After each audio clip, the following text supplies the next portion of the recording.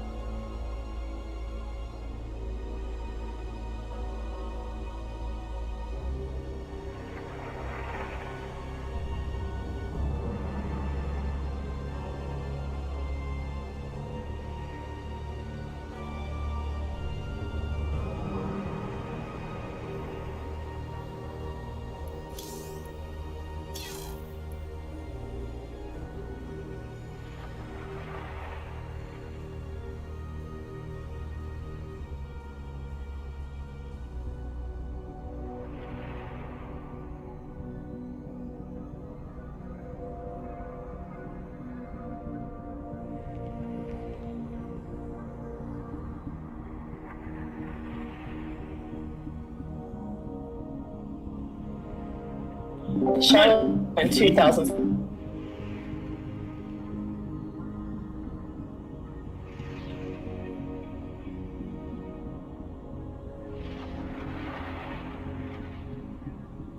Philly was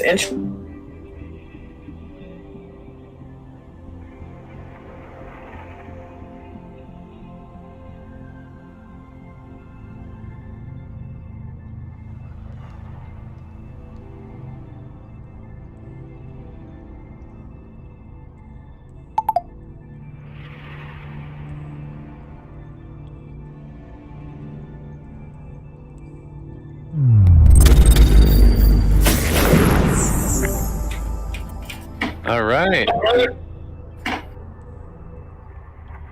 Hello, everybody. What's going on? Welcome back to the Starcraft 2 Biz Show.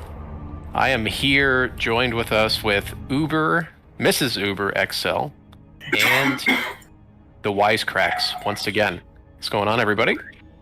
Hey. Oh. Thanks for having me back. Yeah, not a problem. Last time we had a good time talking about things, so we're going to jump into some more things today. Probably a little bit more on the insurance side of things. So, Mrs. Uber XL, would you like to give a little introduction? Oh, yes. Oh, Lord, where do you want me to start? Let's see. I live right outside of Richmond, Virginia. I own an insurance agency, and I basically specialize in auto and home insurance, just in the state of Virginia, because most people are licensed in their state. And I've been doing it since I was 18 years old. So I should have probably said the years instead of how old I am. So what would that make it? 25 years? 25 years I've been doing it? So that's basically over a lifetime. So Yeah, okay, you probably have thanks. quite a bit of experience in that, right? Yeah, yeah. All right. And then how about yourself, Mr. Wisecracks? My name is, people call me Wisecracks. My name's, John Kernicki, whatever. But I manage money for affluent individuals. I'm a big nerd, collector guy.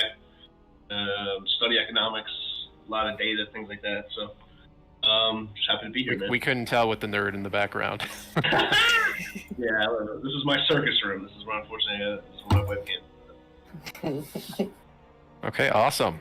And then, myself, Jesse Hall. I'm sure a lot of the Starcraft folks out there know who I am. Do streaming for Starcraft 2. Do a little bit of background with mathematics. And then I also do outsourcing for a company called Linux US. So that's what I do on the side. So I guess the whole business side of things for me is that sole proprietorship of Twitch gaming, you could say, on the outside of working with Mr. KJ, who couldn't join us here today.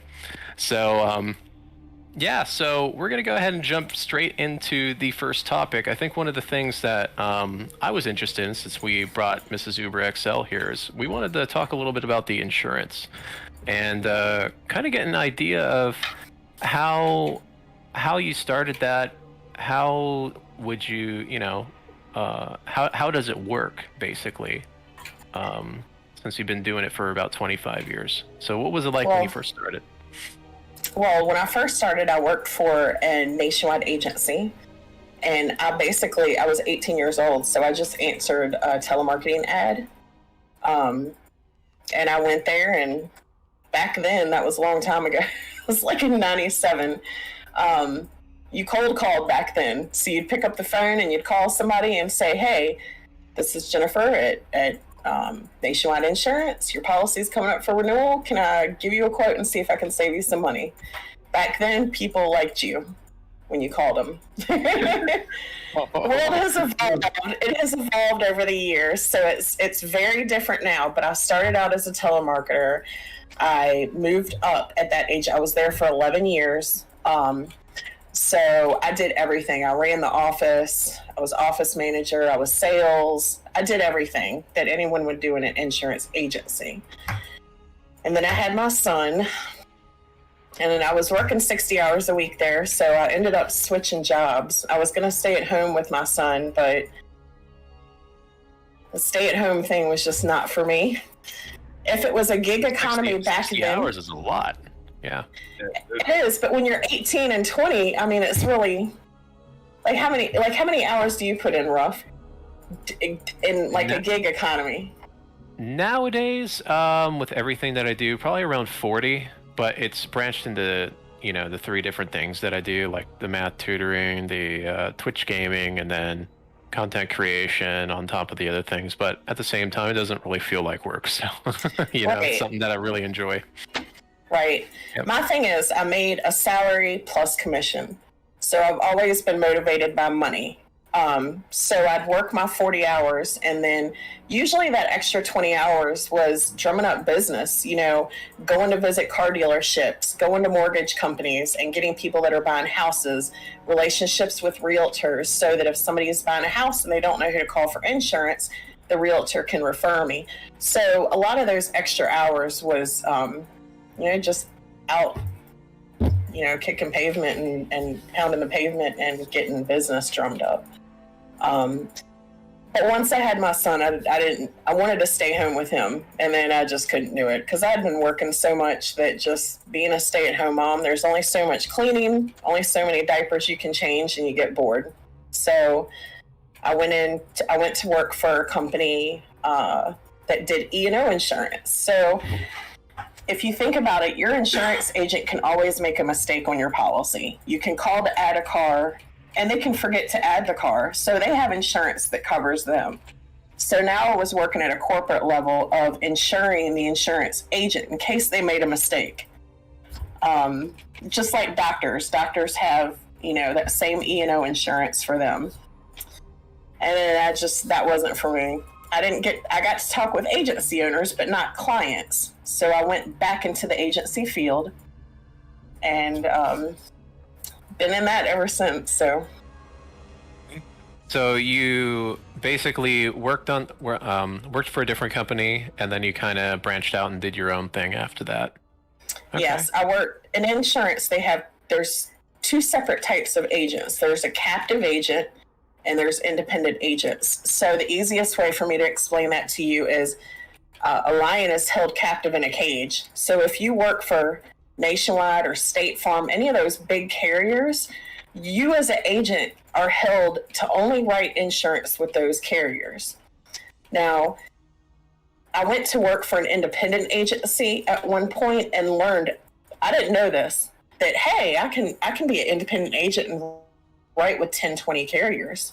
So if I quoted your insurance rough and my main carrier had horrible rates, say that I worked at Nationwide and my rates were $50 more a month, I can't do anything. I'm basically telling you, I'm sorry, I can't beat your rates. But as an independent agent, I can shop it with 20 carriers and get you a better rate. So I chose to go to the path as to be an independent agent and represent multiple companies so that I didn't have to say no to a client and lose business. Because we all know that having somebody give you an opportunity for business costs money. So to get that one yes and to have to throw it away, it's not very good. Now, the plus to captive agents is look how many Super Bowl ads Nationwide Insurance has done. I don't have that. My carriers don't have that because they're smaller. So you don't have that national recognition, but every independent agent that I know make sure that their carriers are rated by the state properly. Because we don't want a client coming to us if they have a problem with their carrier and mad because we wrote them with a crappy company. And that's something that the state bureaus of insurance regulate. They regulate the carriers and they give them ratings. So independent is the way to go as far as shopping if you want to shop it without having to fill out 500 little info ads and have 100 people call you in the next 24 hours. You just call one independent agent, let them do all the work, and you don't have to do anything else. Okay. I had a question for you. When it comes to, I guess, and this is the math side of me kicking in a little bit, how do you come up with like the quotes for like any kind of insurance that you do? So you do auto insurance. Is that based on, I think it's based on like make models of the cars and age? Typically it is. The insurance companies have rates filed with the state. So there's multiple things that come into play as far as if you say that both of y'all had the same exact vehicle and you were the same exact age, same exact zip code. All right. Your price could be different though. So like I just told you, the cars make a difference. Of course, if you drive a brand new BMW versus a 1950 station wagon, it's going to be more expensive. Zip codes matter because some accidents, the actuaries do all this stuff. So this is where it'll come into play. Certain zip codes have more accidents than others. If you're in a rural area, you might pay more for comprehensive coverage because you're going to hit a deer. You're not going to hit a deer in the city. So you might pay more on that part. Okay. Do you know how they come up with these numbers? So they're numbers people at the end of the year. So they look at the numbers at the end of the year and they go, okay, we did really well in this territory with comprehensive. So let's just say comprehensive on your auto policy is like your windshield, stuff that you really can't help. So your windshield, if you hit a deer, if you get if a tree falls on your car. So they look at the zip codes and they try to go, okay, well, we're overcharging in this area because we're making way too much money. Or this area, we're not making money based on the claims. So if they see a trend, they're going to file a rate change with the Bureau of Insurance in the state to try to change that and alter their rates. And every company is different. That's why when you call one company versus the other, you're going to get different prices. So one thing I can just sort of throw in just from my own personal experience and working with all kinds of insurance agents and stuff, there's a saying, like there's a reason that the insurance companies have the biggest buildings in the cities because they just have all the information. And it's like she's trying to probably ease us all in here, like some of the comorbidity tables and stuff they use for like life insurance. It's unbelievable how many pieces of data they put in. Or like the only thing I can compare it to is like Las Vegas, where like if the Lakers are playing, the Pelicans or whatever, not only is it every player on that team's numbers that going into what's going to happen, it's the type of wood that they're playing on versus the type of ball they're using versus the type of people who shoot better against that type of wood versus that type of referee versus that type. It's so many things. It's like it's almost like a weather forecast. And I just feel like that's what they I think they're better than Vegas in the sense that they know when you're going to drop dead. Like maybe not you individually, but like a large enough group of people, they don't lose. That's because however much you're paying, at the end of the day, they're paying out less just because that's how they keep their money. But whatever. Right. My point is that to emphasize what you're saying, there's just so much that goes into it. Almost like everything goes into it, I would say. You know what I mean? So. Well, see, and you're exactly right. It's so many of that, and then you have the new thing that they threw in. Probably about 15 years ago, you have the insurance score, which a lot of people confuse it with a credit score. So then you throw that insurance score and it's like, oh my God, I can quote people who filed bankruptcy a year ago and they got a better insurance score than people who have $1 million home. But they look at that as who's going to turn the claim in? Is the person who filed bankruptcy going to turn in a claim because somebody scratched their car? Or is the $1 million homeowner going to turn in a claim because they're hard up on money now? So there's a lot of factors involved. And that's sometimes how I have to explain it to people. Like, there's no apples to apples in insurance. You can't. Your twin can have a different rate than you. It just depends. Yeah. So I have various different kind of insurance. There's home. I have something for like jewelry, like even surprisingly like rent, like if something gets stolen from my place, auto. So I know auto is regulated by law. You have to have insurance. But for other things, I noticed that you don't necessarily have to. So I guess if we try to take it away from the auto part, what's the difference between if I don't have insurance and someone does have insurance? Like, what happens if that person who is paying the insurance never uses it? There's no accidents or anything, so I guess they're losing their money, right? If you think about it that way. So does that offset for someone else? Like someone else that's under that company, like to help pay for their things, something were to happen like multiple times to them, or does that help pay like coworkers that are working for the company, things like that? Because there's got to be some kind of revenue coming in. Okay, so that was a multi-part question. I'll start with the first one. Insurance isn't necessary in every state. It's kind of weird because every state regulates how their insurance is. Dave. He said he had to wave at you. No, Dave. Oh. Dave Tesla. Okay, whatever. Okay, so what was I talking about? You got me all flustered walking over here with that shirt on. So every state is different. Like in Virginia, for instance, you have to have insurance, but really you don't. You can pay DMV a $500 fine and drive around without insurance.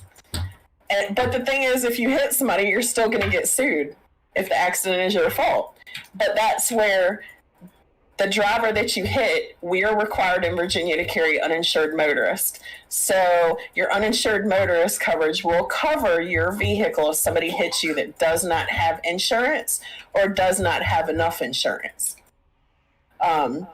But every state is different, and I can't talk about every other state. I just know the Virginia rules, and every state has different liability limits as to what you can carry. Okay, interesting. So in Virginia, if someone were to hit my car and my insurance didn't cover the entire cost of the car, or sorry, their insurance didn't, my insurance would. like pitch in as well? Yeah. So say for example, I run into you and I only have $20,000 in property damage. And I only have 20,000 property damage is the minimum. That's about to change though.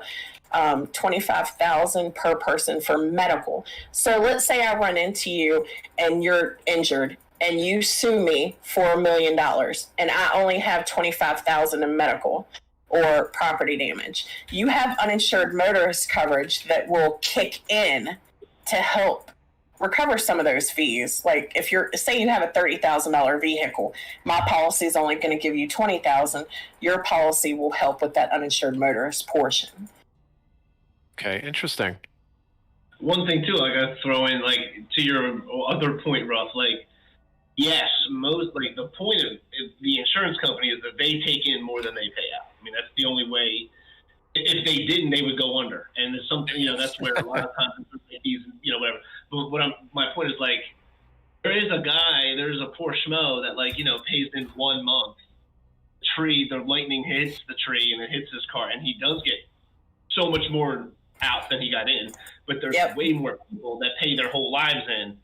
Nothing ever happens. And it's just, you know, like the way that, and I sell like very little insurance, but like the point is, and the why I would buy it or why you would buy it or anybody, it helps you sleep at night. You know that if that horrible thing happens that you, God forbid, like it just, you know, covers your rear end in the sense that and you know, that horrible thing happens. Because I believe the whole history of it started with like shipping companies that would just lose, like it would, like a business merchant wouldn't want to invest in you to sail something across the Atlantic Ocean back in the day if the chances of it just were, you know, a storm comes and you lose everything. So like it just started people like rich guys insuring these ships.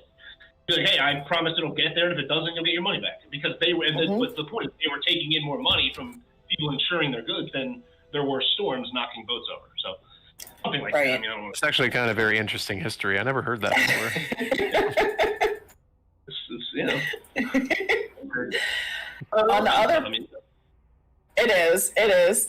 I've heard that story before. I don't know if it's the origin of it, the original story of it, but I have heard that. That's early uses of insurance. That's all I'm saying. Yep. I remember hearing that. The other part to your question, like for instance, the homeowner's insurance or the renter's insurance, like you're talking about, you know, if you own a house, you can get homeowner's insurance. Well, usually you're required to carry homeowner's insurance because your mortgage company is going to make you, and it's all mixed in with your mortgage payment along with your taxes. They want to make sure those two things get paid. Renter's insurance, it depends on where you live. Some apartment complexes require you to get renter's insurance, but honestly, you can get it for like $8 a month for $20,000 in coverage in my area.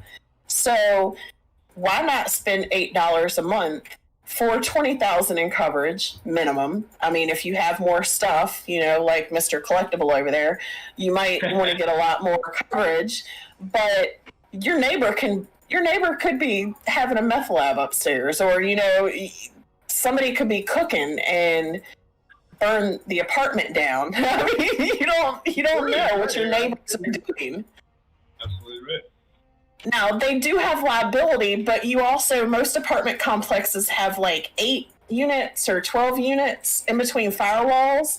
So you can still get damage from sprinklers, the fire department coming out and spraying it down, and it's water damage. Like, I see it all the time. And it's not smart to not get it. Like, just don't get a Starbucks for 1 day a month and pay $8 to get renter's insurance. Sounds like a good plan. All right. So I had a question too. When it comes to insurance, I think it's one of those areas where you have to deal with fraud once in a while. How do you all deal with those whenever something like that happens? Well, most carriers have if they report something, do they have someone go out? I know for homeowners, they do that. They go out and they try to check on how the vehicle, what happened to it, that kind of thing. Yeah. Yeah, I mean, typically when they turn in a claim, I don't know that it's a fraud. As an agent, I don't know that there's fraud involved until the SIU team comes to my office and says, hey, break out the file. We want to make sure this is legit. And that's when I get the story. And they're usually, it's the SIU team, it's the Special Investigation Unit. So they'll send them out. And I mean, I've probably seen one twice in my 25 years. They'll come out, they look at the file, they talk to you to find out what's going on. Typically in my area, it's people that don't add a kid on a policy, and they're trying to evade the rate of adding a 16-year-old on a policy, but yet their 16-year-old has wrecked the car and has had their license for almost a year. Or we used to have a big problem where people would come down here from New York, because Virginia has pretty cheap insurance rates. People would come down here from New York, register their car, get insurance, and drive back up to New York. So insurance companies, when they pull your driving record, if they see that you had a New York license, a lot of times they'll question things and be like, okay, we need a copy of a lease to make sure they do live here. But it's up to the carrier. Every carrier is different on how they actually handle fraud stuff. Sick. Even just the other day, I'm not exaggerating, like 2 days ago, someone tried to buy something off one of my things from on eBay. They asked me if I would like lie on the customs form and say it was only worth $500 when it was worth like $1,000, because they can't, I guess, go over. It was like a guy from England or something. And I'm just like, no, I'm not gonna. What do you? First of all, you just digitally asked me like on record in eBay's record to defraud people with you, and I was like, I'm not gonna do that. But I guess it's common for some stuff. I guess I don't know. Oh, that's crazy. Yeah. I think when you said that you had jewelry insured, I think a lot of times it does happen on jewelry inland marine policies is what they call them. But jewelry policies, it does happen. And usually in those cases, say you lost, like if you insure under that policy, a lot of times we have to have the appraisal. At least an appraisal that's within like a 3-year period. Again, it depends on the company. So as long as it was an appraisal done in 3 years, we can add it on the policy. And typically that has a description and a picture. Sometimes it has a serial number, like with watches, it'll have details on it. And then let's just say that somebody says, hey, it was lost. A lot of insurance companies have built reputations up with the pawn shops to make sure that somebody doesn't go pawn it, but then collected the funds. I have seen a claim like that before where a ring was missing. The woman got paid for the ring, and then 2 years later, she tried to add that ring back on the policy again. And the insurance company was like, whoa, you owe us that ring. Like, either pay us back the $20,000 or give us the ring. And then got too greedy and got busted. Yeah, and the thing is, she was with another insurance company, but that stuff stays on your insurance file that you had. I mean, I don't see that stuff, but if I wrote somebody and wrote an inland marine policy on somebody with a ring, I might get a ding back that says, we need to talk more with this person because they owe us a ring. And that's interesting. All right. Well, I had a question for you two. What are your ranks in Starcraft, by the way? Like what leagues? I'm diamond. I had Master 1 season, but it was right before Heart of the Swarm was done. When right before they buffed this, what do you call it? Spore crawler. It was just muta battles and stuff. That was when my ZVZ was like 70+%. So 1 season I got into it, but I'm done.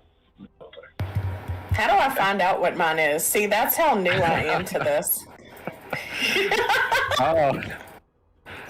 Silver or bronze? Silver, I think. I think I'm silver. I'm like I think it's like the 1900 range, whatever that would put me in. I don't know. You're silver. I'm silver, he says. Okay. Let's talk about that a little bit. How'd you get into Starcraft? Everybody in my house plays it, so I decided but it was just, when did last season start? I was just trying to figure that out. When did last season start? The FSL. The FSL? I wish KJ was here. I think KJ runs that. Mm-hmm. Because that started like a couple weeks. Actually, Mizelle might know. Would you know Mizelle? Are you there? You're free to talk. He's a broadcaster. Yeah, yeah. Well, when was the FSL?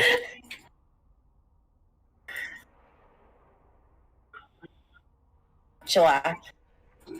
About 4 months ago. Okay, awesome. Thanks for that, Mazel. Yep. Then I started about 2 weeks before the debut of that season. So, yeah, I'm in, Race do you yeah. play? Huh? Race do you play?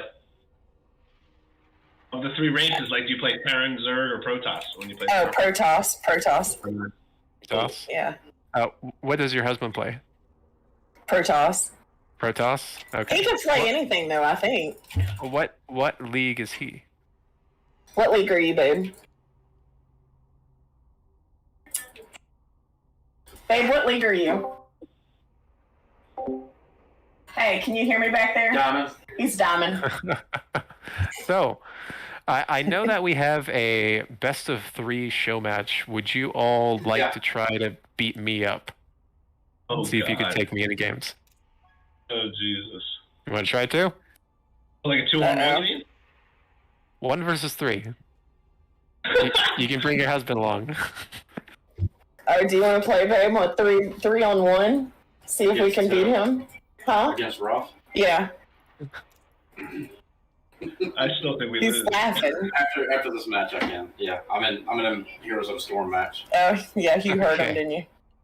Okay, let's do this then. How about this? We'll move on to topic 2, and if we, whenever Scion's done there, we can go ahead and try to do that. How's that sound? Sounds All right. good. So, let's see. So for topic 2, it's basically COVID and how it probably has affected business. So I wanted to ask. So actually, let me start about that with me.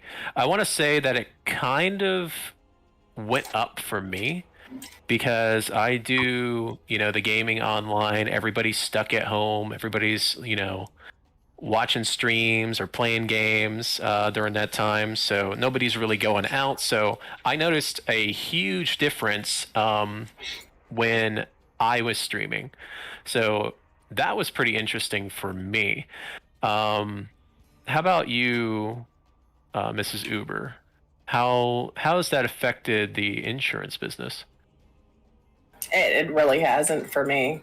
Really? I work from home. Yeah, I run my agency out of my house. So nobody, and that's the thing is that like probably about 20 years ago, it would have affected a lot because clients, we didn't know how to like take phone calls from home or, it was just a nightmare back then. Like everything's evolved. So it's a lot easier. Clients, nobody comes into an office. I had an office for 3 years and maybe had 5 people come in those 3 years. Everybody either texts, sends me a Facebook message, messenger, or sends me an email. So, and it stayed the same. I don't know if Stuart's ever told y'all, but like, I'm a person who doesn't stop like the Energizer Bunny with work. So I will say that insurance is my main thing. But there was a time that I started doing Uber like about 5 years ago. And I was a driver. That's where my Uber XL I see. was from. So I got a lot of high-end clients from doing that. And typically it was mainly morning trips at like 3 o'clock in the morning, taking them from here to the airport, here to Dulles, here to, Reagan. Yeah, we have Richmond International Airport here, but most people want to go to Dulles and fly out because it saves them money, I guess. So I got into that. Now, that side of things, that went down drastically. Like, as soon as COVID hit, a lot of people in the gig economy on that aspect of things, the business just cut off for them. Luckily, that wasn't my main gig. That was just for fun, and I had a blast doing it. But that's... Yeah, today, surprisingly, today's the first day I ever took an Uber, actually.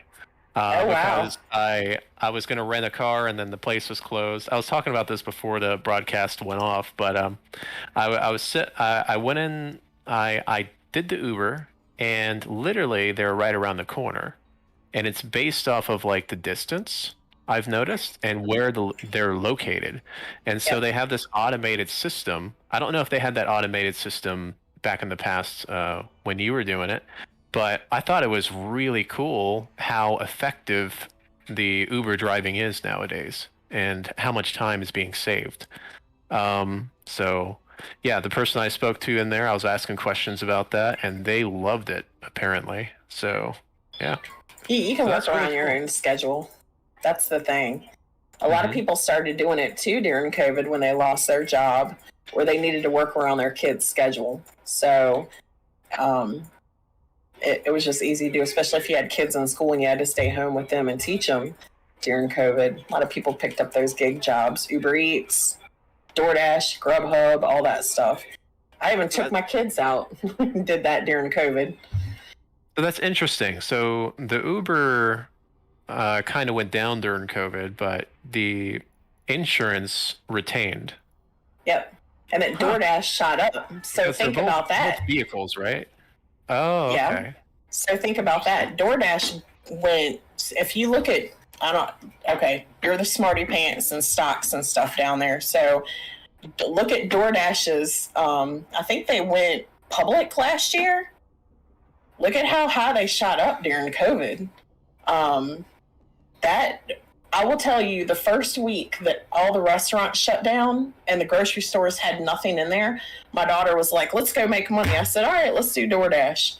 So we put these big old water, like those big coolers you have at football games, you squeeze the little handle. We had that, washing our hands after every food delivery. We made like $1,300 in maybe 25 hours delivering food. Wow. Because everybody ate out. That is crazy. And that was when schools closed and we were bored. Nobody was calling me at insurance. So it was like I did my work and then I was sitting here with the kids with nothing to do. So I had to keep busy. And So really, it just affects different kind of businesses, depending on if it's indoor or outdoor businesses. Yep. How about you, Wisecracks? How did that affect you 2 years ago? On a personal level, I mean, I think on my industry, like the financial industry, I guess you would call it, or financial advising or whatever I do. I think like the irony is that like a lot of the old guys, the gray hairs, the dinosaurs, whatever we'll call them, like they on the phone, you got to be cold calling. Like she was saying, like I came into business where like it was still just like you should be in your office cold calling and that's it. And if you're not doing that, then you don't care about your job. And which sucks because now you get a call from a random number. No one's going to answer that, let alone, like, even if they do, they're not going to be like, oh, wow, I never met you. I'm going to give you my entire life savings. Like, it's just an unheard of thing now. So, but what I think is funny is that a lot of the older guys that really were all about just like, you should be in your office. Now that they've seen what working at home does and how easy it is and how it benefits them, now they understand. So I think they kind of had to, a lot of the people in my industry had to be forced to work from home to see the benefits of it. Just because they had that, because back in the late 70s and the 80s, like it was just you had to be a go-getter on the phone all the time to survive in that business. And now it's just you should probably be out and about meeting people and shaking hands more than you should be on the phone. But that's just my opinion. But that's just on a personal level. As far as like what I've seen across the board, I think some small businesses got really destroyed in COVID. Obviously, everyone knows that. Like a lot of people, they just couldn't survive. They didn't have a big war chest to outlast. It's not producing revenue for a year or whatever. But then there are some companies, like the mega companies, like a Disney, for example. They have so much money coming in every day that, and I'm kind of using a random example, like they have so many hotels. Maybe a couple of those hotels needed renovations, or they needed new carpets, or they needed a new chandelier, or whatever. And shutting down the hotel or shutting down the park, let's say, to fix an old ride or to add something to an attraction, it costs money to shut the park down, to shut the hotel down, to add that. So it was never really feasible for them to do that. But once the government, whatever, everybody, the state forces you to shut down, and now no one can come to your park anymore. Now a company like that, they're investing millions of their own dollars that they've been having sit on the sidelines waiting for this kind of moment to fix their park. So somewhere like a Disney, they probably made out, and they launched their streaming service like exactly when COVID came out. So that was already like enough for them to probably survive. So I think some huge companies benefited, sadly. I think at the expense of a lot of the smaller companies. I think a lot of companies across the board are going to start seeing, and they already are, seeing their power bills, their rent bills, where they don't need these downtown headquarters. They don't need a New York City office with that huge rent bill and that huge power bill, and they don't need thousands of people commuting and paying for their flights and all this stuff. So that's out the window, I think, almost permanently. I still think you're going to have stuff. Like, people still want to travel and fly out there for conferences and stuff, but I think a lot of those jobs where you were, like the Fight Club, you know, kind of thing, where you were traveling 20 times a week or whatever, like, I think that's done. Just because why would you spend that much money when you could just Zoom call somebody? It's not feasible. So, I know that was a long-winded answer, but I think it's changed everybody in different ways. So, personal level, I didn't get much. I work from home Wednesdays now. That's cool. Besides that, I haven't really personally done anything much different. Huh. That's one of those. A lot of those small companies did not know how to pivot as well. When it hit, a lot of those small companies had no business sense to know how to properly pivot their business. Like, I saw so many restaurants that had no clue how to have food delivered. And then you'd have other restaurants that were like, we got it. We're getting everything. We're going to deliver this to people. We're going to figure out how we can deliver alcohol out because these people want to get drunk. Like, I mean, they pivoted perfect. So you had some of them that worked good. And for those people, you know, like you were saying, those people from the 70s and 80s that wanted you to sit in your office all day, people that had that mentality, they didn't know how to pivot. They didn't do so well. Then we had the PPP loans. You had the EIDL loans. That helped out a lot of businesses grow and do stuff. Like you were saying with Disney, I don't think Disney probably got any of those loans. They may have, but a lot of other bigger companies. But a lot of those bigger companies did get it so they could do things while business was down and still be able to survive until it came back up. All right. I thought I had a question, but then I lost it. I forget what the question was going to be. That was my fault. Sorry. Oh, it's okay. It's okay. Oh, I think I remember. Something that I'm not too familiar with. This might be something down your alley, Wisecracks.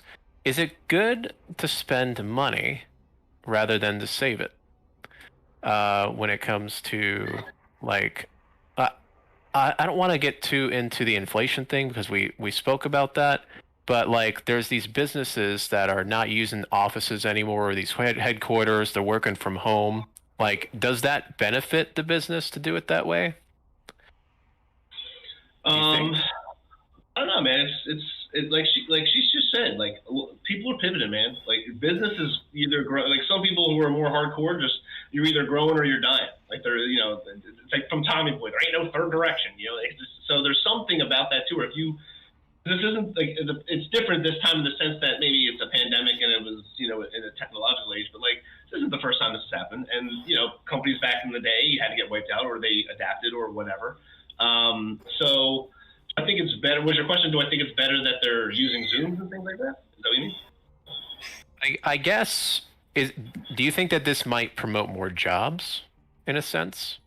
Because they're freeing up space for, you know, other kind of individuals? I don't know. Again, I think some companies are and some companies are not. I think the biggest change that's going to come out of this, and this is probably not exactly what you were asking, but I think labor is a lot more in demand than ever. And where even a few years ago, you know, some of my more cynical, I'm pretty cynical, but some of my more cynical friends would be like, you know, the worker's never going to be back in favor. Like the corporations are too strong, they just crush everybody. You know, like we're just peons to them. They're peasants. They fire us when their shares go down. And a lot of that's true. Like a lot of that sentiment there was valid reasons to say that. But just history always shows the pendulum eventually swings the other way for almost everything. And now, and it took a very random set of circumstances, but now for once, like companies can't fill orders because they don't have enough people. And they don't have enough people because they're not paying enough money. And they're not, and a lot of people are younger guys, which I think is one of the things where, you know, like, again, I'm a millennial, but I tend to have more of a kids these days mentality than most people. But like one of the things I really respect about my generation and even Gen Z is they have the ability to just be like, you know what, I'm out, and I'm not working here anymore. I'm gonna go to Aruba with my friends, and I'm out. And like just like our grandparents, like they would never have thought of doing that. They would be like, we're just so lucky to have a job or whatever. Like there's a certain courage and a certain like I don't care attitude that's just like, hey, if you're gonna pay me like bull crap, I'm not working here. I'm not gonna slave and do this crap for this job. I don't care. I'd rather be broke or I'd rather just travel or whatever. And then you had stimmy checks involved, and you have people doing crypto and all this kind of stuff that blew up, and people trading baseball cards they were sitting on gold the whole time. So there's more opportunities, I think. I think COVID brought up so many opportunities, but it also crushed a lot of people. So it's not like I think just like everything, there's clever people out there, and they're going to pivot, like she said, and they're going to figure out a way to make money in a weird economy or in a weird industry where nobody wants to travel, nobody wants to touch each other. Some people have been cooped up and they're dying to not touch each other, but they're dying to go out to a movie theater or something like that. So I don't know. I thought when the AMC stuff was popping, I really did think they were going to make a play for movie theaters and do some type of maybe a drive-through thing or come out with some type of feature that's like a COVID, but I still want to go to the magic of going to the movies and stuff like that. So I still think stuff like that's coming. I think art, honestly, a lot of the artists, they had plenty of time to sit at home. So I think music and art is going to be blowing up for the next bunch of years because you had people literally just forced to sit on their butt and create stuff. But I don't know. It's a good question, and only time will tell. But I think there's going to be a lot of people dead, and I think a lot of opportunities coming out of this too. So. Yeah.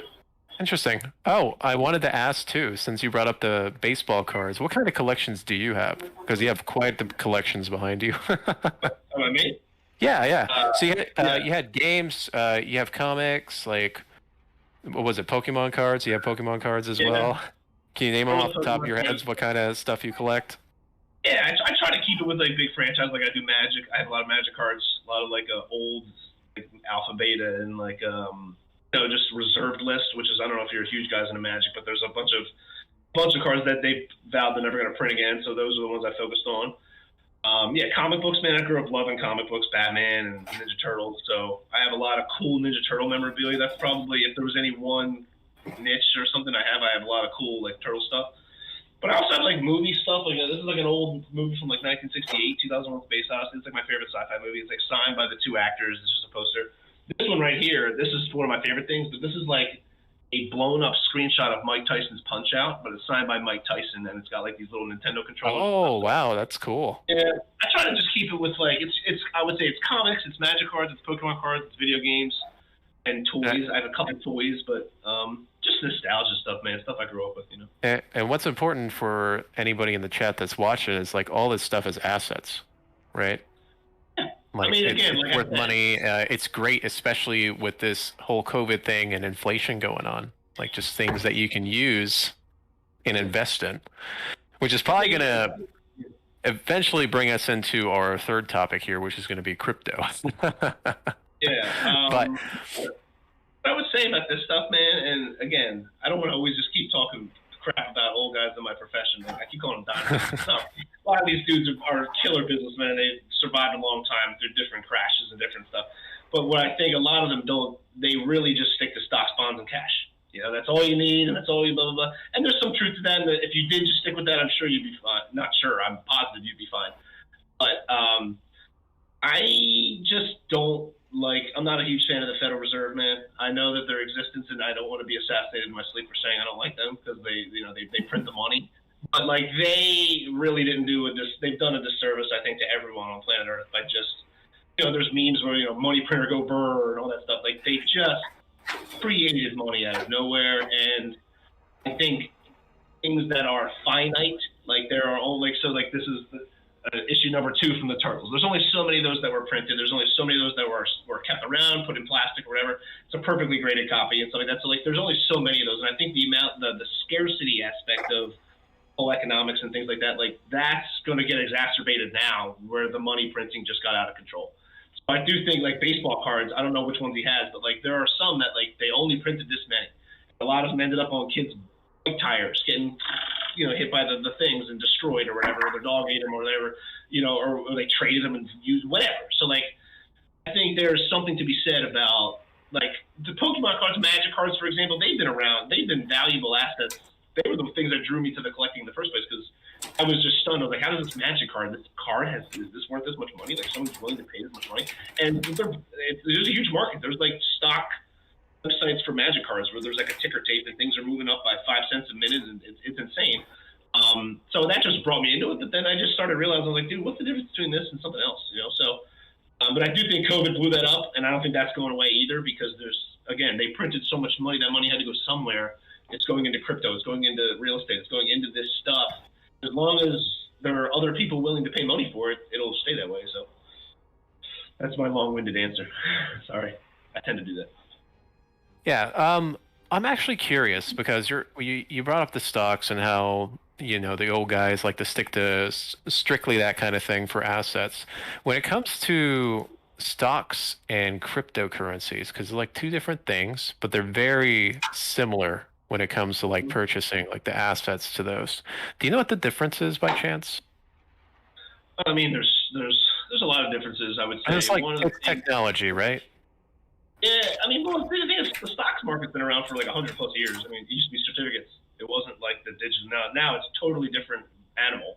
You see like in the cartoons or like the, like the caricature sites where people like down at the trading floor fighting with the slips of paper. Like, I guess that still happens kind of, but not really. Like the orders are so fast and everything's on computers, and there's algos just crushing those types of people. So, but it used to be like, yes, stock certificates, and like I've heard horror stories of like the '87 crash, for example. People were at offices till 3 a.m. writing orders out because there was just so many sell orders, and they just didn't have computer technology to put them all in, and they had to handwrite them all. So I think there's a lot of similar stuff to them, but the problem is that I think the one thing about Bitcoin, at least, maybe not crypto as a whole, but the big selling point about crypto or Bitcoin is that there's only so many of them. Back to like the scarcity thing. There's only this many Bitcoins. There's never going to be more of them. Stocks, they can, we're going to reissue more shares and dilute the market, and all the shares you own are now going down. Sorry, guys, we need to raise money. Like, there's all kinds of stuff like that. But they're both investments, and they both are, in my opinion, where they're the most similar, is they are, as much as the math should say maybe this price should be this, the market determines what the price is. So you can give me all the math you want, all the cool quantifications, and all the, well, you see, you don't understand. Yeah, but the market's willing to pay $99 a share for this, so it's worth $99. But that same thing with Bitcoin. There's no real there's no earnings report that Bitcoin puts out, or there's no update on what Bitcoin can do now. So it's worth more money. It's just because people are willing to pay higher prices for it. So I think that's the biggest similarity, that they're both just kind of held to what they are worth by the people who invest in it. So Right. So I have a question. Can I ask him a question? Go for it. I was actually going to ask. Well, before you ask your question, I had a question for you. Okay. You can keep it very simple. Do you do any kind of cryptocurrency by chance? I dabbled in it for a minute, and that was only because when we were doing all that. Well, when we were doing that DoorDash pays out on a card. It pays out on Cash App. Well, I had it set out to pay on Cash App, and you can purchase Bitcoin on Cash App. But I realized that their fees are so ridiculous. I was like, yeah, I don't know enough about this to do it. My brother does it, but I haven't. Only dabbled in it a little bit. Made my money back for my fee, and then I cashed out and was like, all right, I'm not playing. I should have stayed in, though. I should have kept that couple $100 in, because it would probably be a couple thousand right now. That's interesting. My question to you is, do you think companies will do crypto in the future as employee incentive versus continuing to do stock? Or do you think that they won't because the government regulations on 401ks and stocks is completely different? That's a good question. I think and again, I don't want to get like, a lot of times politics and things like this all gets involved. We're not getting political and any of this stuff, but there are a lot of big players, we'll call them, that don't want crypto to be a thing. Right. People that are in with the banks, people that are in with some of the insurance companies, and not to say this is good or bad, but it's just against their interest that crypto is like totally legal and totally regulated and totally cool. I think there's something to be said about the IRS now going after crypto, which is what a lot of people have always feared. But at the same time, like I always say, like that legitimizes it ultimately. Like if, as much as you don't want to pay taxes and screw the man, all that stuff, I'm down. But like it's also saying, hey, if they're trying to get their piece, it means that they're not going to abolish it or get rid of it. It's here to stay, but we want our taste, just like any mob or whatever. But I do think that's eventually coming because, for example, there's I want to say it's Trevor Lawrence, but I'm not positive. But it was one of the recent NFL draft top picks, like in the NFL draft. He took his signing bonus in crypto. He wanted that. He designed it, and there were people behind it making it a thing. I think a lot of it was a big news splash, like, hey, people are getting paid in crypto with their mega million salary bonuses, and some people are saying, hey, this is the future. I don't want to get paid in U.S. dollars. I want to be paid in crypto. So I think it's just inevitable because at this point, if they really went after it and bankrupted crypto or pulled the plug on it, like you're bankrupting millions and millions and millions of people. So it would. And plus, I don't think it's possible. I think if they banned it, like China's banned it, other countries have banned it. It crashes it for a few days, or because it scares people. But at the end of the day, it's like, oh, well, we can still trade it, right? Like, oh yeah, sure, who cares? So I do think that's something that will eventually happen. I don't see why not. Because even right now, there's stock options, but some you can turn them down and just take cash, or you can just say, I don't want that, or I just want upfront bonus, and you can tax it upfront or whatever. So I think you can. To answer your question, I do think that's eventually coming. I do. But you're not wrong about the 401k plans. There's a lot of obstacles in the way that's not going to happen overnight. You know what I mean? Because it's still not even the government. Our government doesn't even want to legitimize it. You know what I mean? Like Janet Yellen, who was just the head of the Fed just before the current guy, she craps on Bitcoin every chance she gets and says it's for money laundering and criminal activity. Which the irony is probably cash is used for more criminal activity, just bags of cash, and that's not a very good argument in my opinion, but it is what it is. So I do think it's coming. I don't think it's happening anytime soon in the short term, but yeah, why not? Yeah, I actually agree with you on that. And when you're talking about how they're excusing it, I think the reason they're excusing it is because they have not updated their systems and whatnot to accommodate it yet, is what I'm thinking. And I do feel like this is probably the age where probably retail is going to start getting into it. Like what Mrs. Uber was saying there with like Uber, how they're trying to pay it through Bitcoin. I found that very interesting when she brought that up. I was like, wow, that's pretty cool. You might just start seeing this right around the corner here soon, where they're going to say, hey, we'll accept this instead. Well, actually, when they pay out, I have my Cash App card linked to it. So when they pay me, it goes to my Cash App card. And I don't know if y'all have a Cash App account, but on Cash App, there's a little button on the bottom. If I had my phone, it's lost somewhere, I'll show you. But on the bottom, you can click over, and you can actually transfer funds over and purchase Bitcoin. So it's kind of, it's interesting. It teaches you a little bit about it, but I don't know much, but I don't know anything about that stuff. But Cash App starting to crack down too on their money transactions. So that's why I was kind of wondering, like, are they going to crack down on this, but employers could pay out on it. They could just do it as a after-tax bonus, have it taxed, and still send it to you.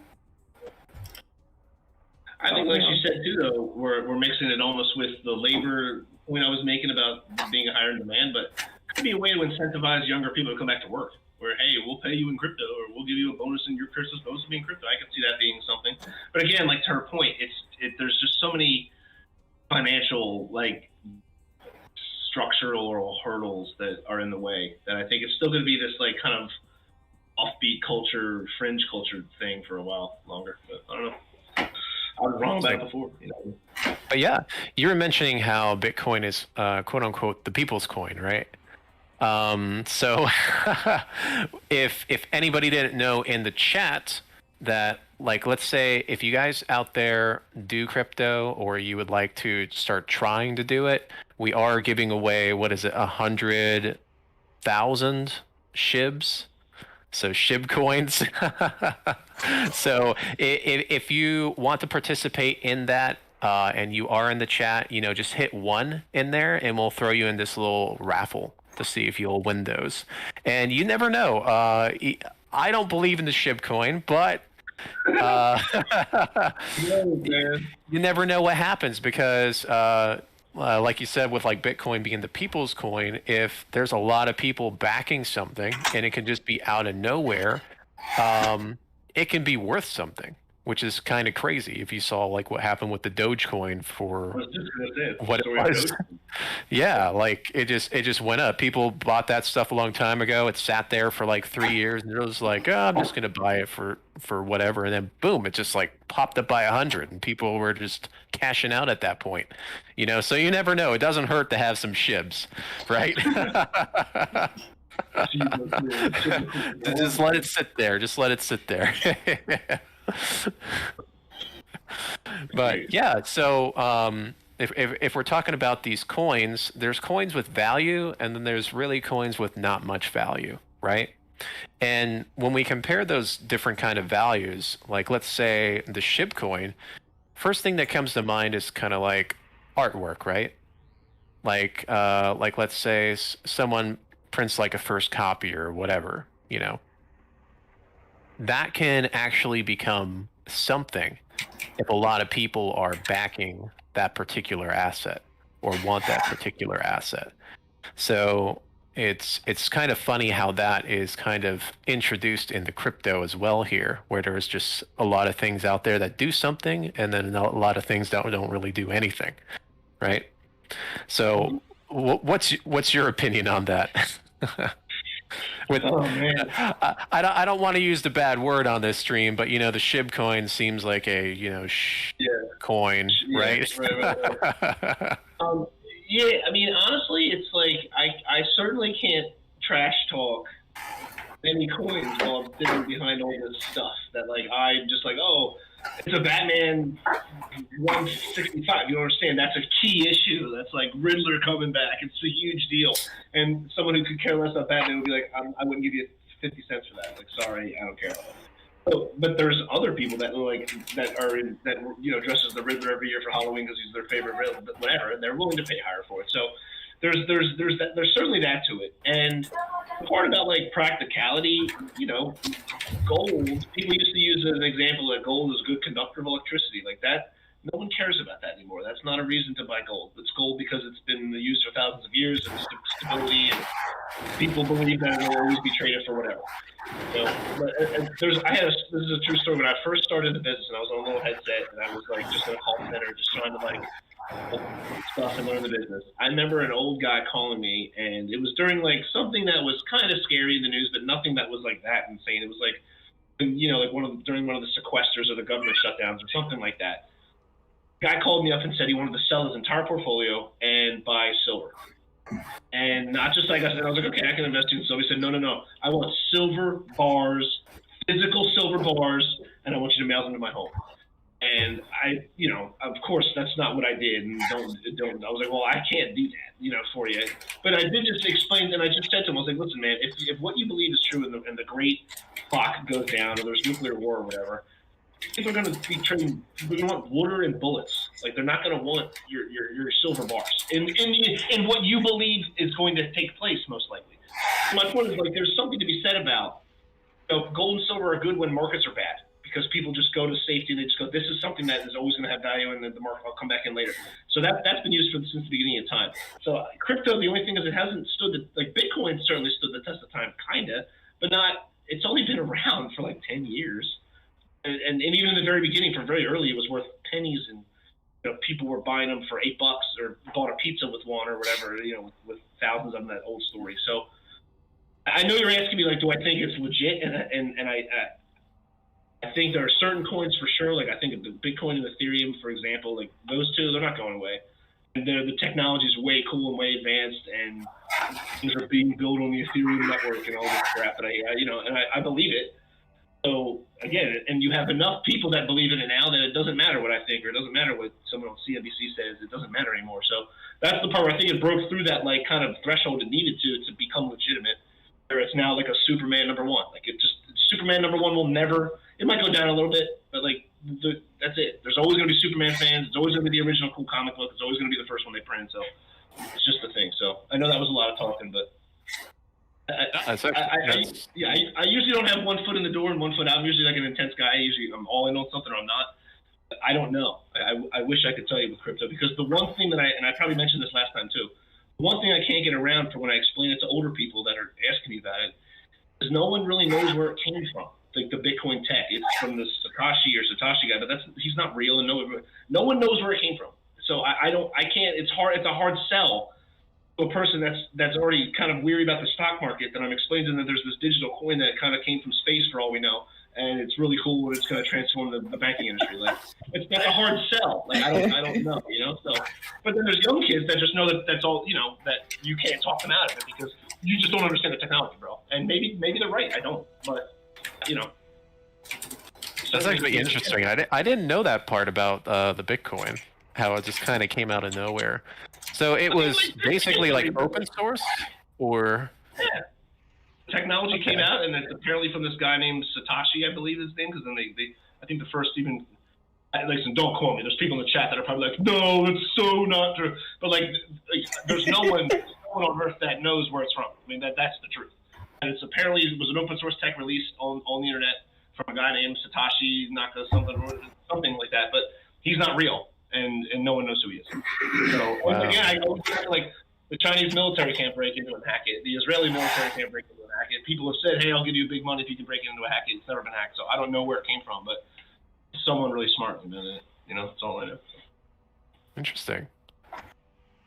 All right. Do we have any other questions on that particular topic, crypto? Did you have any, Mrs. Zuber? No, it's one of those topics that's very overwhelming to me. So. Okay.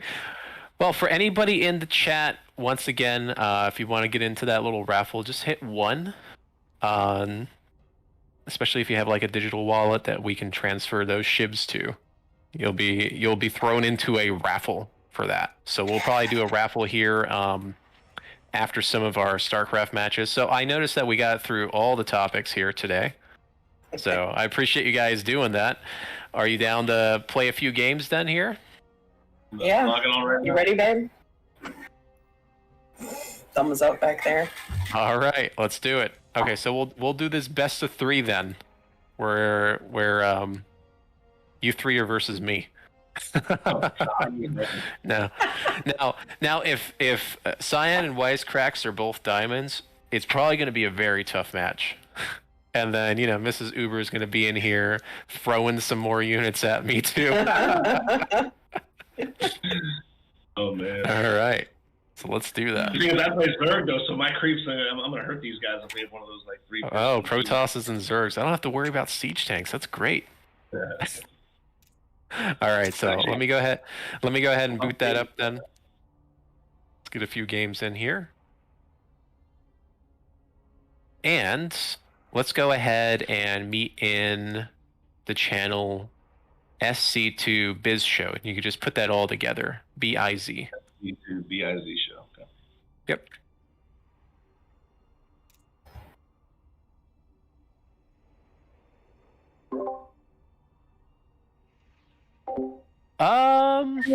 Let's do this. How about this, Mazel? You pick a 3 versus 3 map.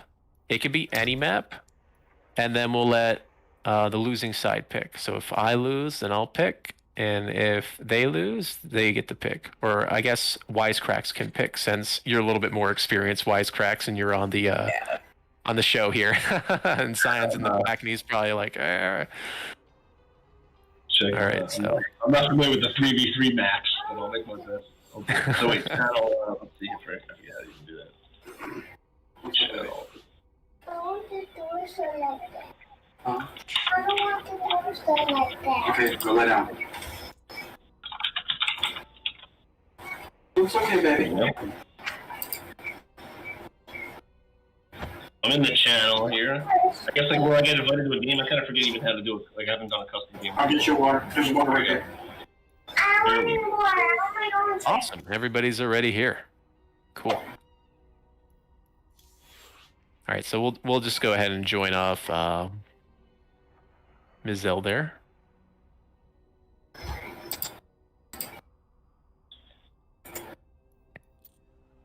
If you're still learning the tricks there and how to join lobbies, I'm sure your husband can help you with that. Yeah, babe, help me with that. I saw the message, but it wouldn't.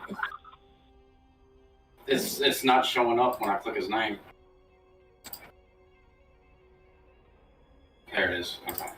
I'm gonna make sure my hotkeys are good.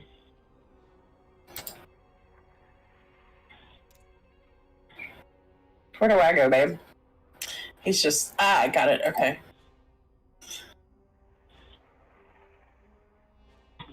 All right. Think we're good to go? Oh, man.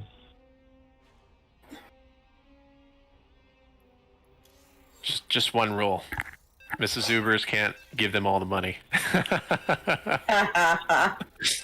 Can you do that too?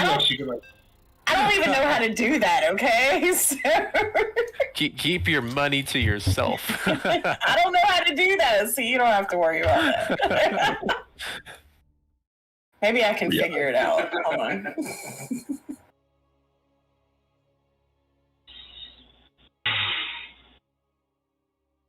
You know, when I actually was fortunate enough to get Legacy of the Void the first night, I was at the party when the game launched at the BlizzCon. So I got like the copy kind of like before everybody else. And the first couple nights there was no one on except the pros. I just got bodied all night long, but it was great. All right. Well, good luck. Have fun then. Hopefully there's not too much clacking. Oh yeah. Let me actually. You should probably mute my. Yeah, I'm gonna mute myself 1 second. How is it on my end? Is it not too bad?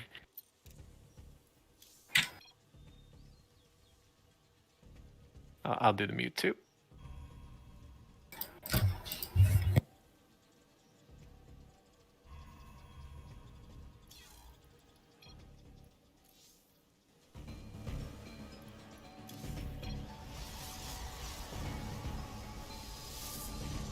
Okay, looks like I need to cast this. Alright, spawning on the bottom right of Reality Simulation, it's Cyan, the Protoss player, with Mrs. Uber XL.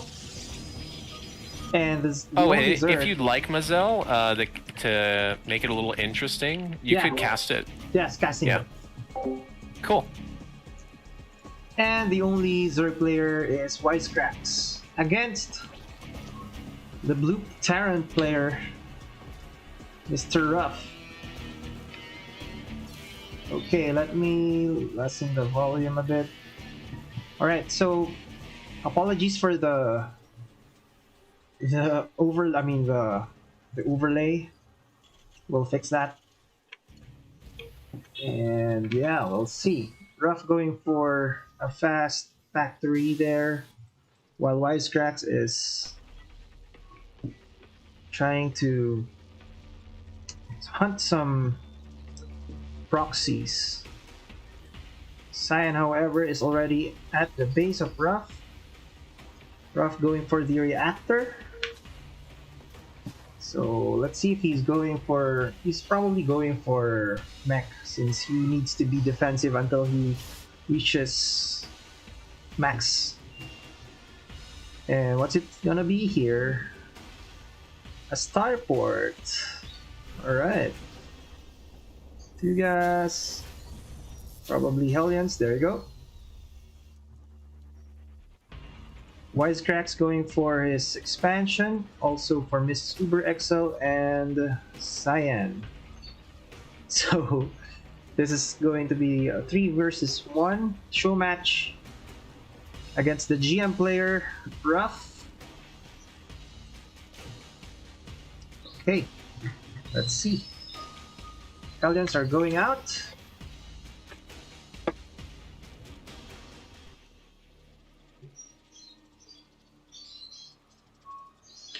In the next match, we'll fix the overlays, but in the meantime, Ruff is heading towards Wisecrack's space. Hellions would probably get a few drones. 2 drones, not bad. And a few. Oh, nice catch there by Cyan. So just 2 drones. We don't have the building tab. Cyan going for the Twilight Council, probably Blink Stalkers. Ooh, will he get? Oh, didn't get any probes there. And Wisecracks is attacking Ruff now. Meanwhile, Ruff is heavily defended. And let's see. Oh, he doesn't see. So Cloak Banshee will be the name of the game for Ruff. Alright. Let's see. Actually, I should have invited Dave Testa to cast with. Hold on. Let's try that later. So no expansion yet for Ruff. But Base is under attack. oh, spotted by Cyan's Stalker there. And looks like they don't have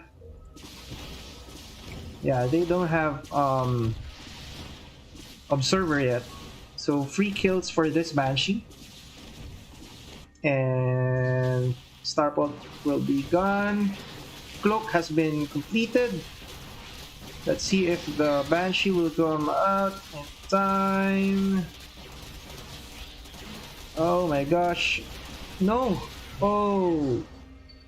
So how many? I think he killed enough probes for that. Alright. So looks like they're moving out. 3 tanks and a few Marines. Will he go out? I think that's... Oh, there's a safe base here. Oh, that's nice. And Cyan will see the army of Ruff will get picked off. How many? Oh my gosh, this is 3 versus 1, guys. Ruff trying to micro and the Banes are all here. Oh my gosh. Trying to get the... Okay, trying to bust down and it's a GG by Cyan, Mrs. Uber XL, and Wisecracks. That was the worst time for me to move out. I was not expecting an all-in. What's up with that? Well, that's the only way I knew I even had a chance of even. I should just sat back with my tank sieged up. Yeah, I can't beat Turtleneck anyway, so I was just like, oh, I'm gonna try. I fucked up so bad though. That was the first game I played a little bit though. It was good. And listen, you're playing 3-on-1, bro. Oh, it's not so bad. I actually forgot to cloak my Banshee too, which was very unfortunate.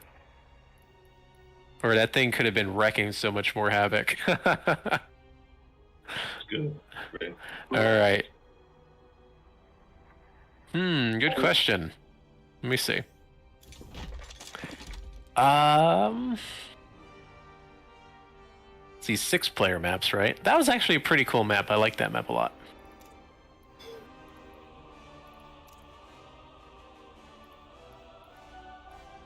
Wait, who's picking? Doesn't matter to me as far as maps go. I don't even. That's pretty cool. You know what?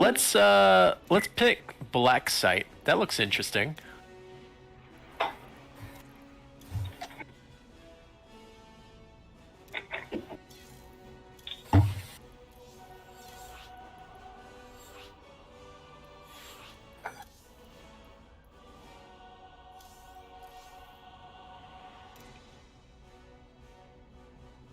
Good work, Cyan, by the way. Didn't see the starport. He was like, "Hey, by the way, help me kill the starport." I was like, "Oh, that one." You're like, "Where?" And other Banshee was almost out too, ready to cloak. Oh, okay, right.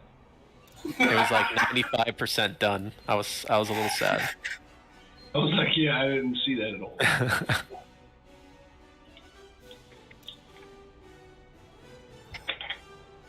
Oh, did it not let me into the lobby? You joined the lobby, but it doesn't show me in the lobby. That's interesting. Does it say I'm in the lobby? Yes. Oh, there we go. There we go. That was a misclick.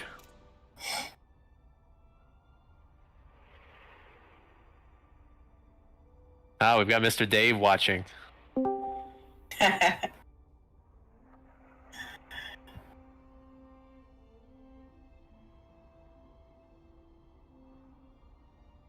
All right, I'm ready.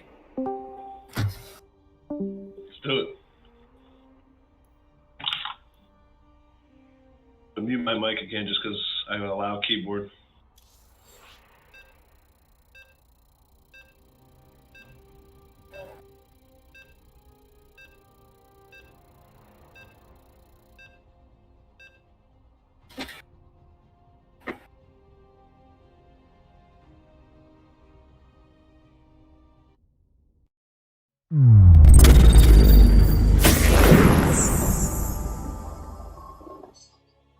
Oops.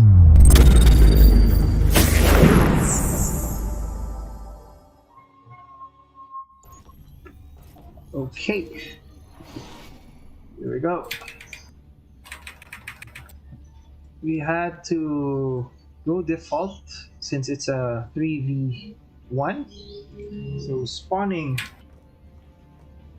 on the top left, the Protoss player Cyan from Storm Gaming. This is Uber XL. And the only Zerg player, Wisecracks.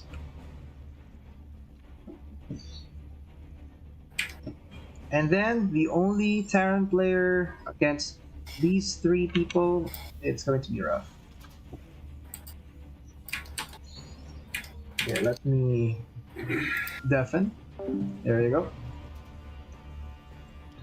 So, rough going for a fast gas to racks, while Wisecracks going for his fast hatchery, normal stuff for Cyan and his Super XL. All good, all good. All right. Maybe later they test that. Okay, so fast. Or what? Ooh, 2 racks for rough, and he will be spotted by Wisecracks in a few moments. Reactor first. Will he go for another racks? This is actually a good map for him. So actually no. So there will be 3 ramps he needs to defend. Engbei here. No upgrade yet for Wisecracks. He's morphing a lair, a fast lair. Cyan, however, is trying to scout. Mrs. Uber XL going for 2 gas and a bunch of zealots. Okay, so now Wisecracks spots Ruff's base, but no idea yet that it's going to be what? It's going to be a Reaper Rush with +1. So that's interesting. I'm not sure how he will be dealing with a lot of links by Wisecracks. Or is he going for links? So Zealots, Mrs. Uber XL going for the second base. Okay. Did he see? Oh, Cyan didn't see about the Reaper Rush. Currently he has 5 6. Okay. This is it, boys. Reaper Rush. I like the block there, so he's trying to block another one here. This is a good decision for Ruff. Here we go. How many? So Wise guys just go for haha. So drones are going down. Plus, ooh, Aspire. Good spot there by Ruff. So he's trying to at least eliminate one player here, which is Wisecracks. He won't be able to get that Spire. So sad. That's sad for him. Not sure how much money he has right now. Oh, there you go. We got a tab here. Cyan goes for Adepts, which is good against Reapers. Reapers being surrounded, but no. Oh, good micro there by Wisecracks. So, how's the upgrade? So that is +1 Reapers. A bunch more coming. So actually, if he Cyan goes for like what do you call this? DTs, right? That would be cool. But Adepts are actually not a bad decision. There you go.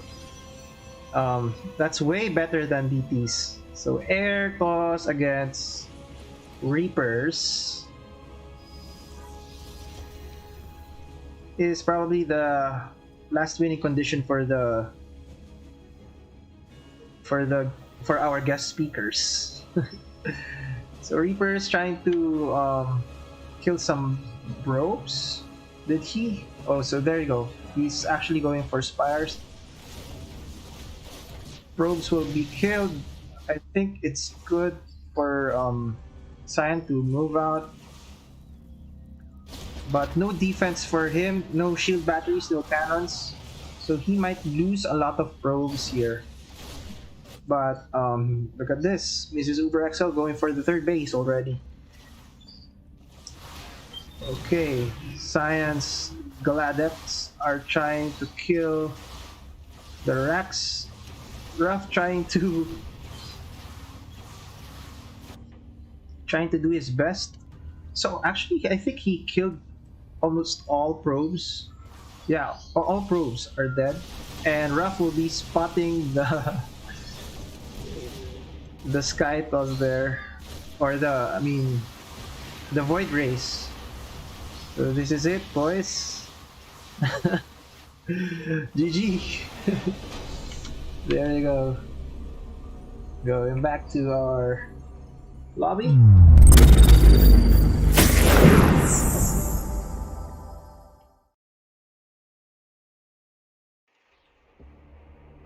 I might have a chance here. I killed a lot of drones. I killed all the probes. I'm like, all right, now it's time to get Miss Uber. And then there's this void race, and I'm just like,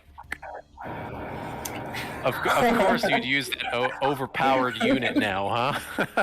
Well, I figured everybody else had you covered on the other stuff, so I'll just do void rays and be slow producing crap. But I was like, I could just float away and remake my stuff. Tell you what, the Ruff, that was killer mind game shit. I was positive. I was like, oh, after last game, he's gonna just turtle up and play D for a while. I don't need to expect him. I'll get greedy muted. You showed up with like 20 Reapers with their knights on, hopping the cliff. Loved it. I don't think I can beat 2 diamonds. I think 2 diamonds is a little too strong.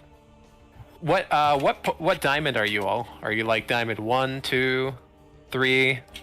But when it used to be like out of 100, I was diamond 1 for the longest time. So now so I think it's just 3 now. So I'm still diamond 1, but okay, like the league is 3. I think so, yeah. Okay. I don't know whichever one's higher. I just was on the tip. I was on the cusp with Master. And what about Scion there? Is he diamond 3 also? He looked pretty good to me. Oh yeah, I saw that. He called the proxy Stark port. I didn't see that at all. I would have been totally fine. Yeah, he spotted that. I was surprised. I'm like, how did he find that? I built it too close to those rocks or something. That was fun though, man. Like, that's the fact that you're even, Yes, I don't know. way too close. I should have brought Tesla on my team. He would have helped me out. Man, you killed it, bro. You're All right. player. Yeah, that was fun. All right, well, let's go ahead and try to end this up then. We are getting close to that, I guess, 2-hour mark. It's getting right at the end there. So we are going to go ahead and give away some shibs here. Let's go ahead and find out who is the lucky shib owner.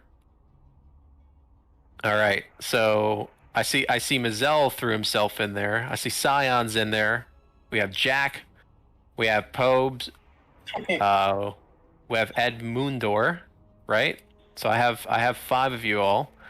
If anybody else out there has a digital wallet of some kind and would like to participate in this raffle, go ahead and shoot a 1 in the chat. This is the last time before we do that. So we'll give you probably a minute here to see if anybody else is interested.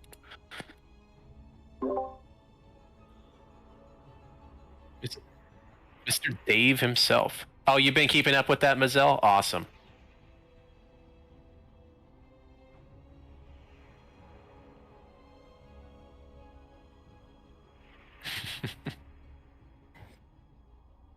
All right, so I don't see your screen just yet.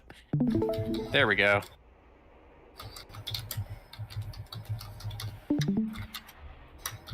All right.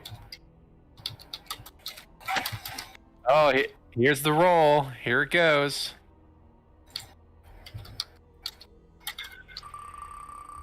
And it's spinning.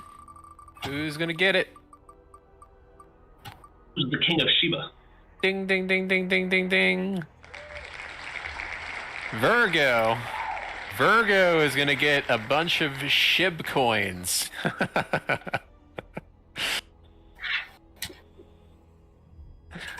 Izzy, let's see.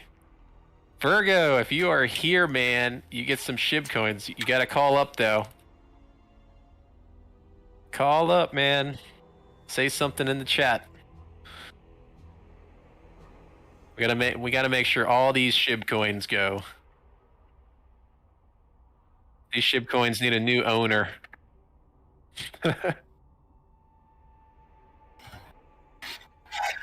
Is Virgo not here?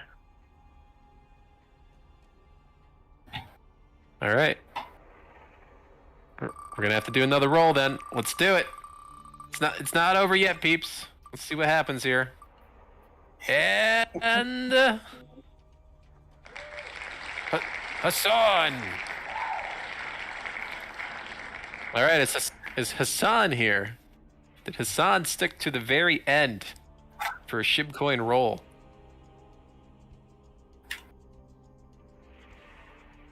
No.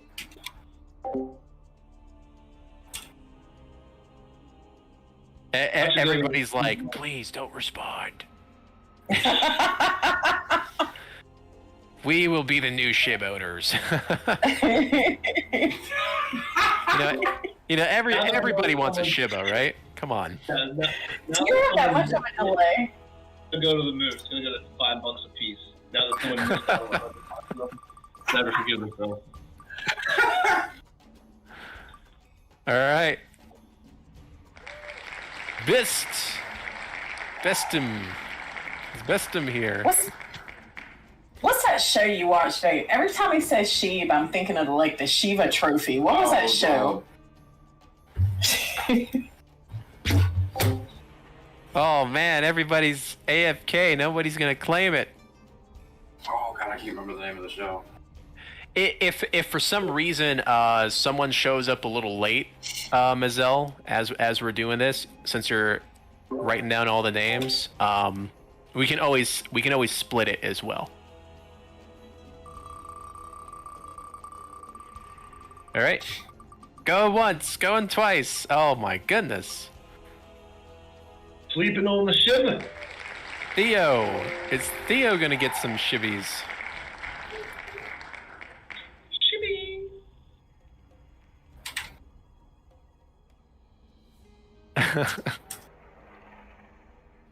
All right, it's Theo in the chat.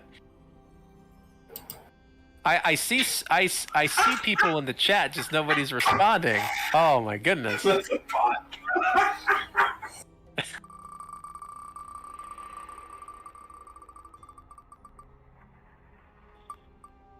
And oh, it almost went to Moobot there. That was close. What about Shub? Shubusho. Someone told me shivers. Someone respond.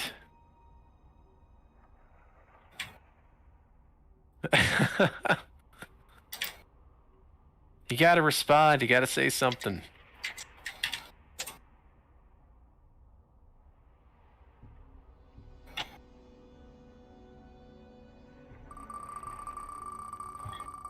There's really nobody out there claiming these coins. Hey, he's here! He's here! Right? Shibu! Shibu! Lord. Hey!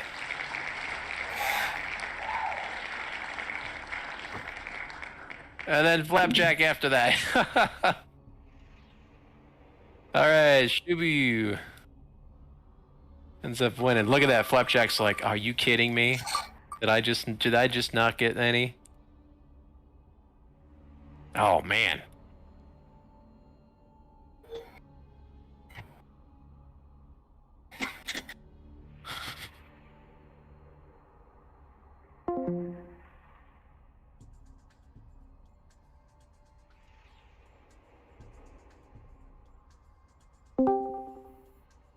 And we are back.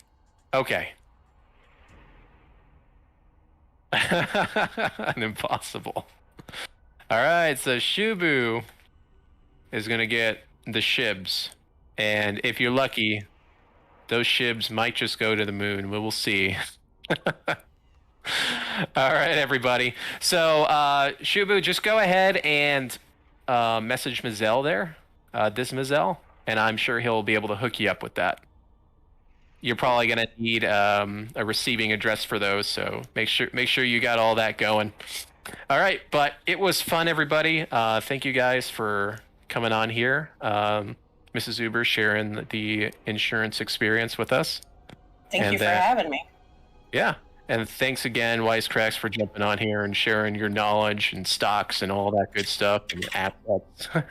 Anything you need, anytime. Mrs. Uber, it was a pleasure talking to you and pleasure meeting you through the Zoom. Same as well. You know what I mean? When the world comes back to normal. Yeah, we'll have to come back up to Philly again. And shots on me. Oh, I would love if they had a Cheeseadelphia. I'll definitely go up there if they do. All right. Shout out to Joey Laguidis, who runs it. Yo, the great times, Ruff. Thanks for again. This was awesome and pleasure meeting you, like I said. And anytime you guys need me, man. Yep. And where can we find you guys? Do you guys have like a Twitter handle or anything like that? See, I'm old school. I don't I have I have a TikTok that I post funny Uber stories on. Hey, go for it. It's the same thing as my handle, TikTok. so Miss Uber XL. Okay. I mean, that's You can find it right there. And or then how the about yourself, insurance is on Wisecracks? Facebook. So Yeah, I don't really do social media because of my job, but I do have a Twitter. It's just @Wisecracks. It's a little intense, so buyer beware. But good times. You can reach me there. Okay. And I'm sure a lot of you guys out there know where you can find me. Rough Stuff TV. You can shoot at me at rough_SC2 on Twitter as well. All right. Anyways, have a good one, everybody, and thank you for joining us. thank you. Oh, man, definitely. All right. Have a good one, everybody.